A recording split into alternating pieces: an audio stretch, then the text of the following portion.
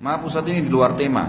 Bagaimana hukumnya seorang wanita yang keluar rumah memakai parfum dan lipstik, dandan, padahal sudah tahu ilmunya tidak boleh, tetapi tetap memakainya? Apakah suami yang membiarkan istrinya tersebut ikut berdosa? Kalau suami sudah ingatin, tidak berdosa, gitu kan? Nabi Lut alaihissalam, istrinya Nabi Lut, ya, istrinya sama dengan Nabi Nuh, istrinya juga Nabi Nuh. Dua istri Nabi ini sudah didakwain tiap hari untuk beriman, nggak mau. Tetap tinggal satu rumah sampai Nabi Nuh alaihissalam, tetap tinggal satu rumah sama Nabi Lut alaihissalam, tapi pada saat azabnya Allah datang dihukum, nanti kan? Jadi kalau kita sudah ingatkan, maka sudah cukup. Yang tidak boleh kalau kita nggak ingatkan sama sekali, namanya dayuth dalam hadis. Dayuth itu adalah dosa besar bagi laki-laki yang tahu istrinya berbuat salah lalu dibiarkan. Dari sisi lain, saya ingin mengingatkan kalau ada ukhti yang dimaksud ini dalam pengajian kita, atau misalnya pun di luar sana. Dandan boleh dalam Islam, mau pakai lipstik warna merah kah, warna orange kah, warna apa saja. Mau pakai minyak wangi, mau dandan sisir rapi dengan rambutnya dengan rapi, boleh di rumah. Di depan suami, di depan mahram, ayah, anak, boleh. Jangan di pinggir jalan. Murah sekali kalau di pinggir jalan. Semua orang bisa lihat, gitu kan? Semua orang bisa nikmatin. Apa yang mau dibanggakan tuh, gitu kan? Kita harus punya nilai. Makanya dikatakan muslimah itu punya nilai mahal. Karena di luar orang tidak tahu apa-apa tentang dia.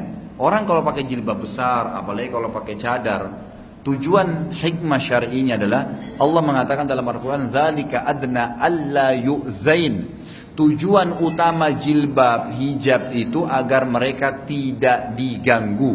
Kalau ada perempuan pakai jilbab besar, pakai cadar, kira-kira kalau ada yang mau niat jahat, apanya yang menggoda tuh? Hah? Coba kalau cuma bola matanya kelihatan, apa yang mau digoda oleh penjahat? Nggak ada. Tapi kalau orang itu dasarnya pakai celana jeans ketat, pendek lagi, baju kosnya juga ketat, seperti sudah kekurangan kain semuanya. Jalan di pinggir jalan, lalu dia bangga. Kemudian diganggu orang, jangan marah, nggak usah marah. Kenapa mesti marah? Dirampok, diperkosa, wajar.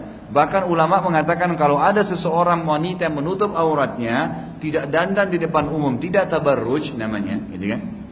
Tidak dandan di depan umum, kemudian diperkosa oleh penjahat, maka si perempuan dapat pahala, yang perkosa dapat dosa. Tapi kalau ada seorang wanita yang dasarnya berdandan, memakai minyak wangi yang sampai menggoda lawan jenisnya, pakaiannya ketat, tabarruj, terbuka semua, lalu diperkosa oleh penjahat, dua-duanya dapat dosa.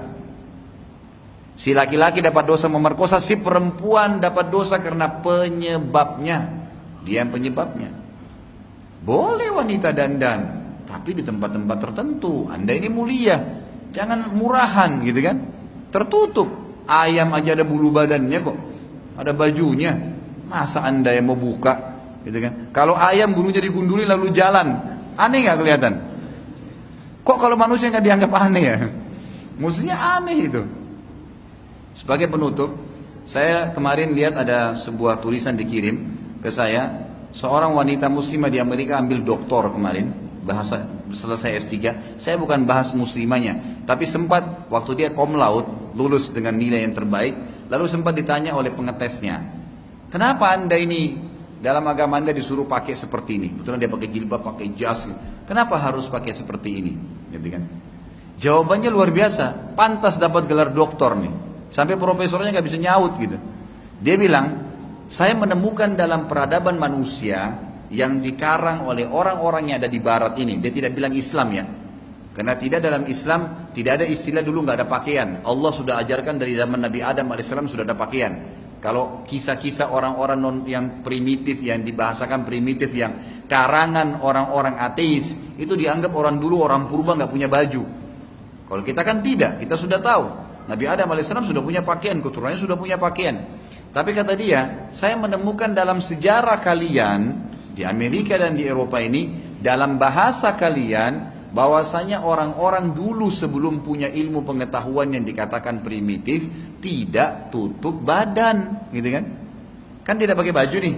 Setelah berkembang ilmu pengetahuan, mereka sudah mulai pintar, mereka mulai meletakkan kain di badannya, mulai kenal baju. Jadi kalau sekarang orang-orang mengaku teknologi canggih, kembali tidak pakai baju, berarti kembali ke masa primitif, gitu kan? Jawaban yang sistematis, yang memang ilmiah pada tempatnya, gitu kan?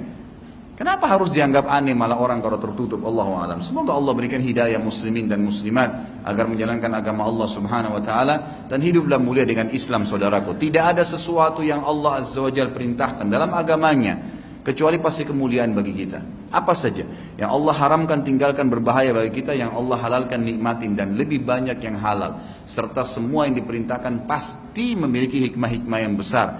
Hanya mungkin kita yang belum mengetahuinya. Allahu a'lam. Mungkin begitu dulu.